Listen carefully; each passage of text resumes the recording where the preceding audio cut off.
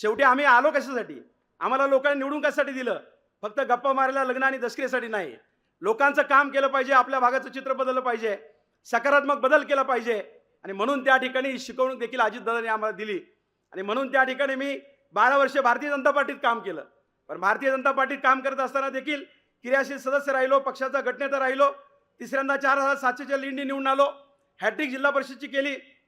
पण जिल्हा परिषदेमध्ये काम करत असताना सुनील रावांनी आता सांगितलं की चांगल्या कामाला मी साथ दिली. कधी चांगलं काम चाललं मी विरोधी पक्षाचे म्हणून कधी विरोध केला नाही. सभागृहातली माझी भाषणं, बजेटवरची माझी भाषणं, त्याचं पुस्तक राज्यात प्रकाशित झालं. मी चांगले विचार मांडले, धोरणात्मक विचार मांडले आणि चुकीचं असेल तर त्याला विरोध देखील केला आणि म्हणून त्या ठिकाणी दादांनी मला मदत केली, पदाधिकाऱ्यांनी मदत केली.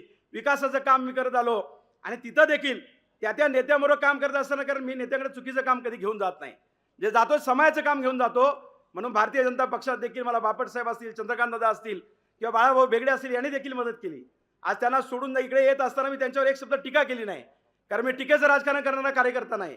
मी उभारणीचं रचनात्मक निर्माण करणारा कार्यकर्ता आहे आणि म्हणून या मतदारसंघात काम करत असताना ज्या सगळ्या इमारती झाल्या असतील, शाळा अंगणवाडी असतील, दवाखाने असतील, पशुवैद्यकीय दवाखाने असतील, त्यांचा जर कालावधी काढला तर या 15 वर्षात ही कामं झाली.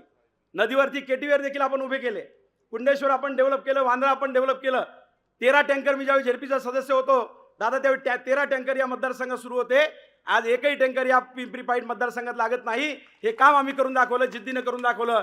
कोयंडे तळवड्याचं टँकर आज भामा आसखेड धरणाहून त्या ठिकाणी आम्ही खास बाब म्हणून योजना सुरू केली आहे.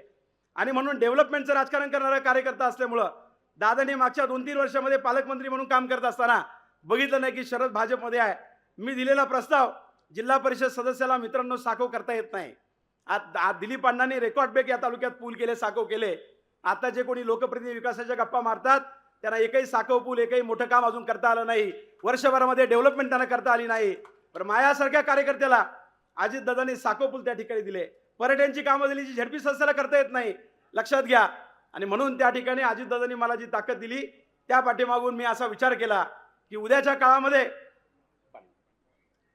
काळामध्ये जी जिल्हा परिषदची निवडणूक 5 फेब्रुवारीला होणार आहे, आपल्या सगळ्यांना 5 फेब्रुवारीला मतदान करायचं आहे.